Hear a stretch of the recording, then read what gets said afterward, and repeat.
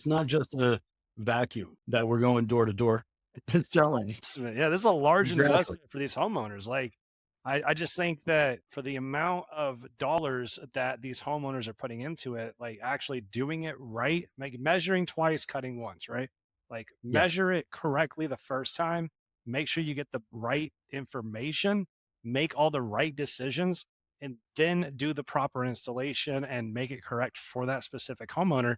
And I would imagine, and I don't have, I personally, you might, but I don't have any data showcasing. But I would imagine if you can show your proof of work when you go to those proposals, you're probably going to stand out compared to someone who is doing the thumb test. Makes sense to you? Yes. And that's exactly what I was going to say.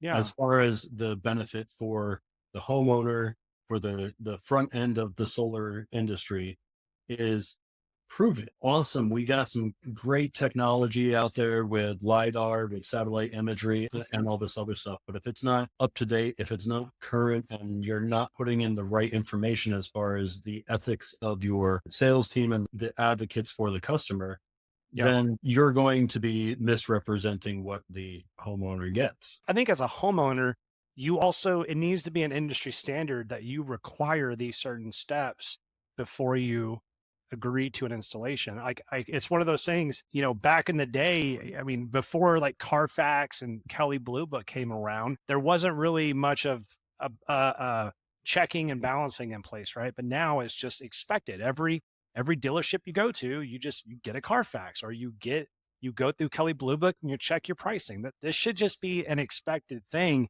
And I believe if we educate the consumer and let them know that this technology does exist, the industry is going to essentially require this. The consumer is going to require this as part of the process. Does that make sense?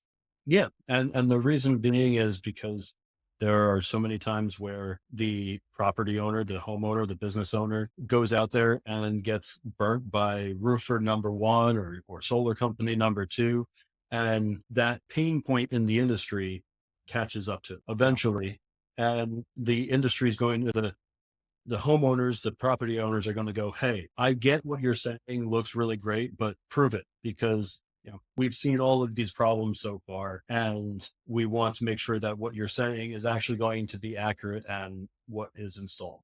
So a lot of that education is needed in the industry because it's such a new industry, maybe 1, 2 decades as far as commercially viable.